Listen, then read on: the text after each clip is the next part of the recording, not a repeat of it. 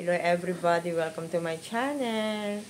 Narito pala ako sa David Dead Sea Hotel. Ang kaganda-gandahang hotel, syempre maganda rin ang presyo niyan. Syempre, tayo mga hotel workers, bugbog sarado, damahin natin ang serbisyo ng David Hotel Dead Sea. Ang nag-ayos nito ay mga Filipino hotel workers din, di ba? Sa pamamahinga ko dito at pagpunta ko dito, parang nare-realize ko na umuwi na ng Pinas. Kasi alam nyo ba, bitin ang pagpapahinga ng katawang pagod sa trabaho. Tatlo kami dito sa room na to. Ayan. Diyan si Trilla, si Amor. At pinili ko dito sa extra bed kasi inuubo na naman ang inyong inday, kumain ng talong, sobrahan, bawal, Makati sa lalamunan, at malamig sa Beersheba. Ayan, may dala akong kumot. Kasi syempre, understandable naman yon yung tela ng mga bed, tela ng mga comforter kahit saan. Sa amin hotel, ganun din, malamig ang tela.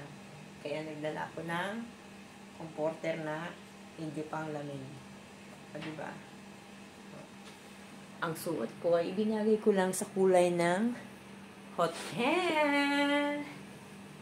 Shoutout pala kay Gavin. In-introduction niya yung kainan. Siya nag-assist sa amin ng kung kakain kami ngayon dinner. Tinuro niya yung maganda nilang gym, tsaka yung kanilang jacuzzi, napakaganda. Sayang, wala akong dalang swimsuit. Pero bukas subukan ko na lang mag-brat panty. Pwede na yun, huwag ka lang hutubad. Mag-jacuzzi kasi yung jacuzzi, mainit yun. Mamasad din yung likod ko. Gusto kong magbubog ng massage yung likod ko kasi ang sakit sa likod. Tapos yung pa ako, sabi ko kay Gabin, ano ba magandang gawin ko dyan sa gym na yan? At yung sakong ko nasakit. Ay ate, yun ang gawin mo, yung biking. Hindi mo nakasaya sa biking, masakit sa puwet. Pero maganda siya. Merong biking na hindi ka uupo, yung nakatayo lang. Yun ang gusto ko. Yun ang itatry ko bukas, kasi hanggang alas 12 lang kami ng tanghali bukas, check out na kami. Yun ay yung binayaran namin 1,200 NIS, apat kami ang bagang kami. Okay na yun, sulit na. Diba? Tapos umakit kami ng bundok dito sa Nahal, Yetsak, and Bukek.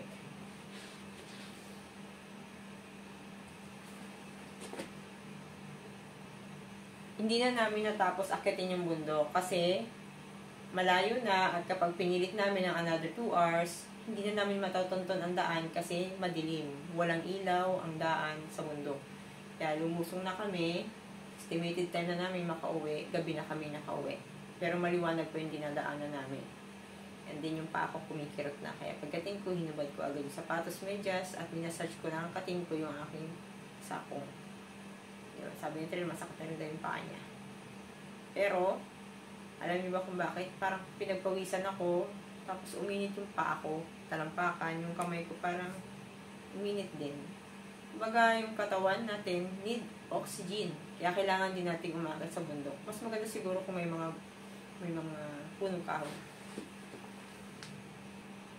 And also, shoutout to Jester. Sabi ni Jester, ano pang ginagawa nyo? Ano niya, i-avail nyo na ang inyong pagiging isang guest. Baba na kayo, kumain na kayo. Ang ganda ng hotel na ito. Maganda siya. Yung tama lang yung height, yung taas ng pagpasok mo sa floor. Tapos pag pumasok ka, magaan. Parang inaangat ka. Basta iba yung aura. Pagpasok mo sa CR, magaan din. Siguro dahil sa ilaw. Basta hindi ko alam kung saan. Basta magaan. Magaan yung pagpasok. Ang masarap magpahinga. Yun. Kaya maya-maya, o ngayon na, matutulog ako. Diba? Ihiga na ang inyong inday. Isang unan ko, okay na yan. Understood ka na yan. Pwede na ako dyan. Paano ba yan? Hindi ko alam kung mag-iiwan ako ng tip sa kanila. Pero dapat talaga, ang isang guest, nag-iiwan ng tip. Kasi yun ay, parang, yung pagod nila, ay nababawasan. Hindi naman sa nag-iwan ka ng tip, maging mayaman na sila. Yung pagod ng isang hotel workers. Kasi pag ako nakakakuha ng tip, magaan pakiramdam ko. Parang, may isa yung pag, yung na-appreciate ba yung ginawa ng, ng hotel workers sa room. Yun, masaya. Okay, bye-bye. Tutulog na ako. Thank you for watching.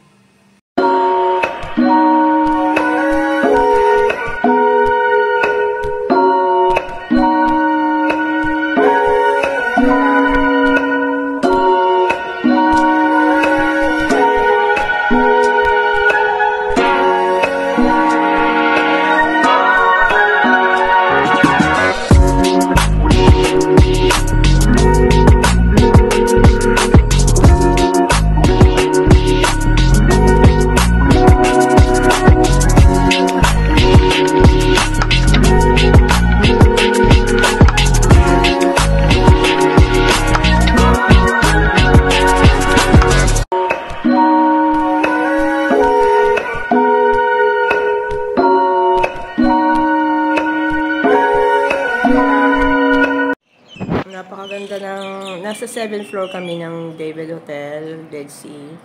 At sa pagsikat ng umaga, tumatama ang araw, liwanag ng araw sa bundok ng Nahal, Yesraq, and Bokek. Bali, hindi namin narating yung kabilang yan. Dito pa lang kami sa side na to.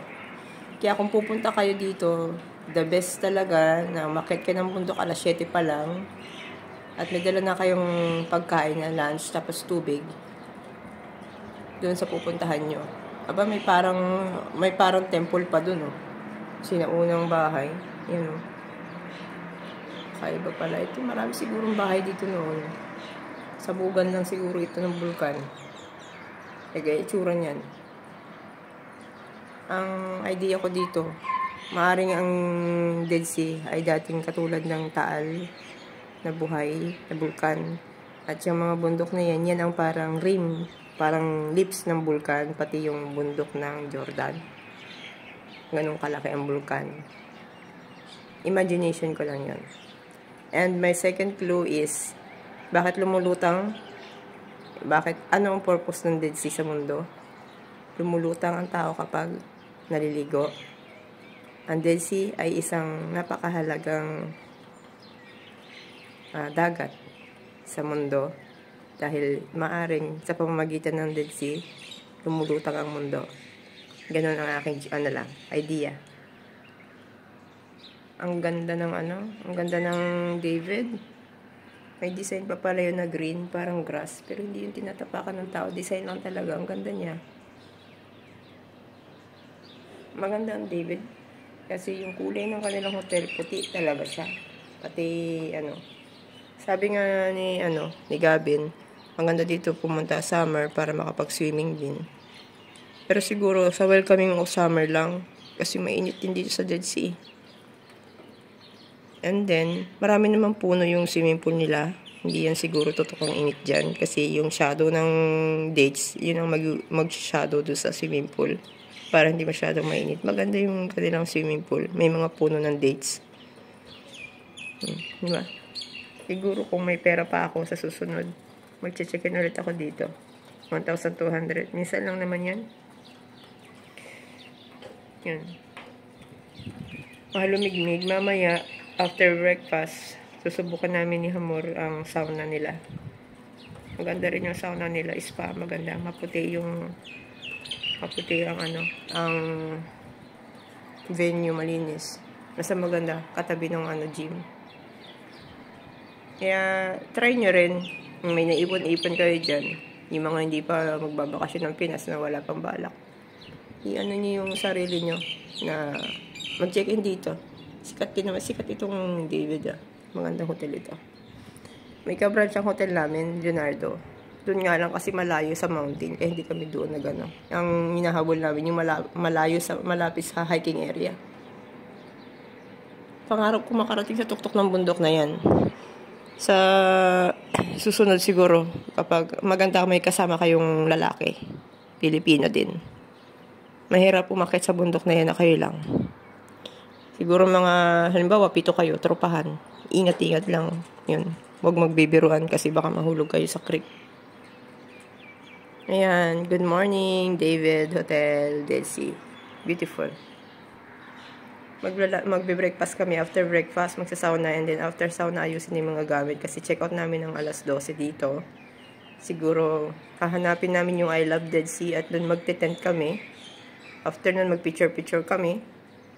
And then, uuwi na kami. And tomorrow, pupunta ako sa doktor ko. Pa-check up ko yung paa kung sa akong kulang lang siguro daw to sa exercise. Nagkaroon ako ng idea kay Gavin. Biking daw. Kasi yung ilalim. Nawawala naman siya pag malamig, ang kirot-kirot niya. Siguro ito yung napahampas yung pagbulusok ko sa hagdan. Paang nauna sa akin para akong hinila. Yun. Bye-bye! Shoutout sa mga taga Dead Sea. David, Dead Sea Hotel. Hotel workers.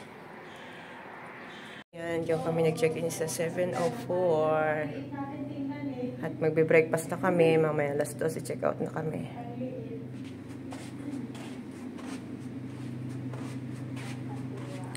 Wow! May mga buhangin pala ito. At kitang-kita ang bundok na inakyat namin. Ang ganda. Hindi yun ang bundok na inakyat namin Yung sa kanan. Ganda.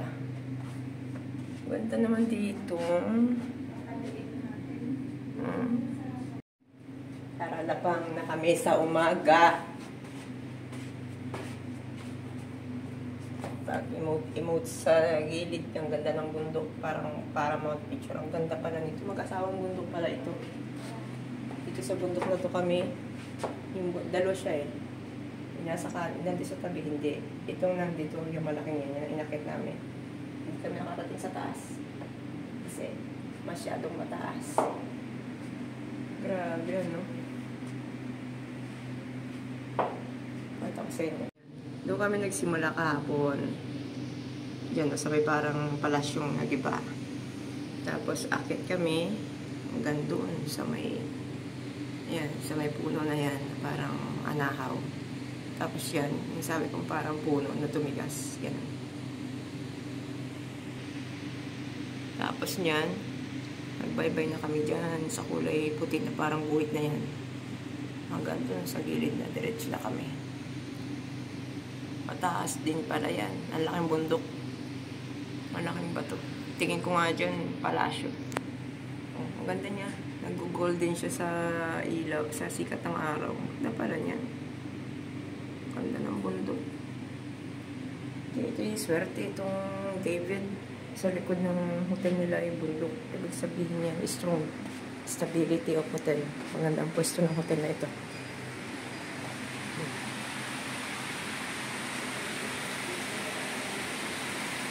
Kagabi hindi ko masyadong mai-video kasi madilim.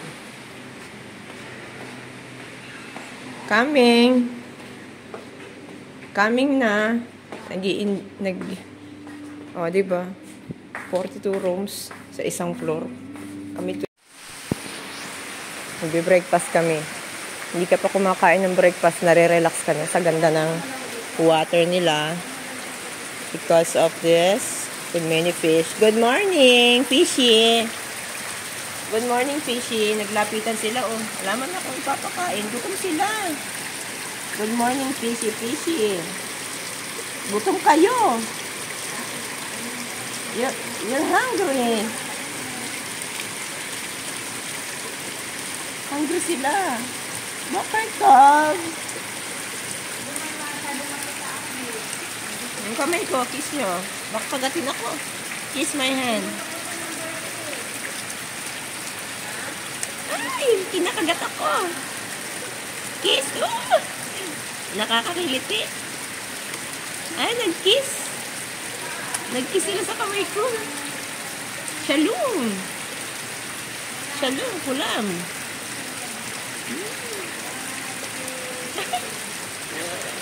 Ay, kakainin ako. Gutom sila. Diba? Nagkikis pala sa kamayan.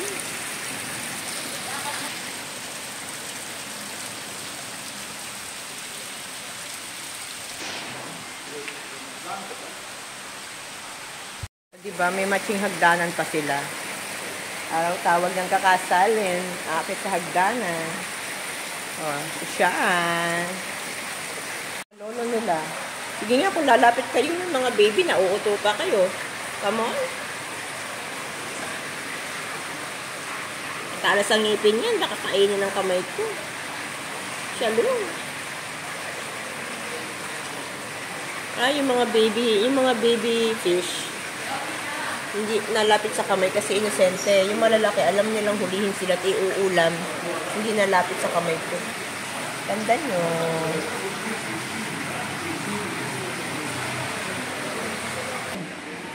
Yahak si Garfield na saan? Kapatid niya yan? Basa mo yung yung the cat is a protected animal. Oh, ba't nila kinuha si Garfield? Mahal na mahal ng David ang mga pusa. Oh.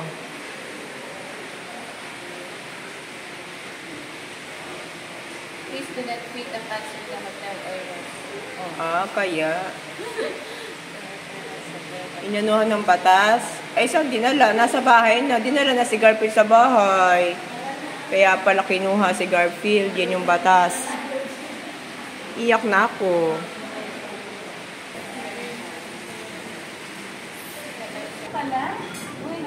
Hi, sir. How are you? Vlog ba yan? What's your name? Jerry. Okay lang. Beseder. Asa na public? Kahit saan. Pasensya ka na, Jerry. Nakasama ka sa vlog ko. Ganda ng hotel nyo. Maging proud ka. Ganda ng hotel. Oh, may dessert doon. Dito yung salad. Hiwa-hiwalay. Tapos doon yung bread. Soup. Nakita kong kakaiba sa David, yung apple, anong klaseng luto ito. Kakaiba, buong apple siya. Ang ganda. Ito meron ito sa amin. Ito wala. Yung bread na to. Try ko nga to.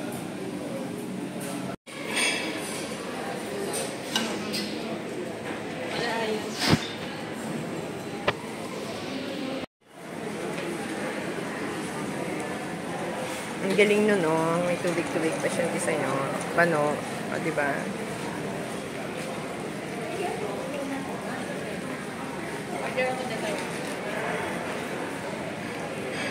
Gusto siya.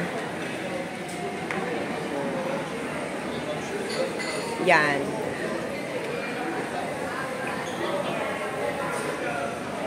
Salad sa gitna. Sa baba. Nandun yung mga cheese, vegetables, nakabukod. Ang ganda. Maliwalas ang kanilang dining area. Maganda talaga. Ito yung kanilang yogurt. Tapos dito yung cheese. And next is the vegetable. Oh, diba? Ganda. Dito yung mga fish. Ayan, oh. Nakabukod. Galing. May butter. Olive. And then the fruits, ayan ang gusto ko. Kukuha ko niyan ngayong umaga. Ang ganda. Tapos ito yung mga cheese.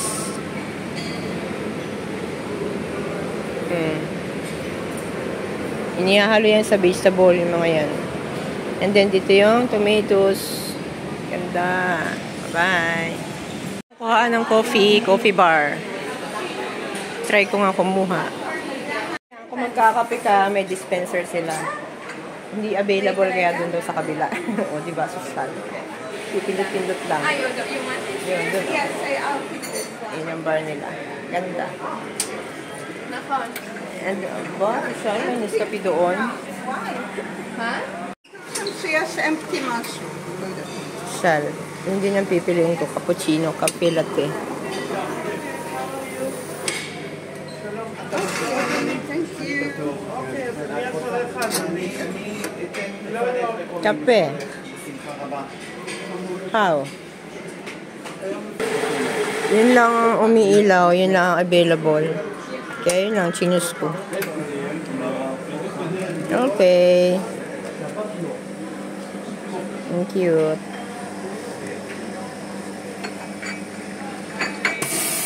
Hello guys. May dumi ang lips ko. Pasosyal tayo.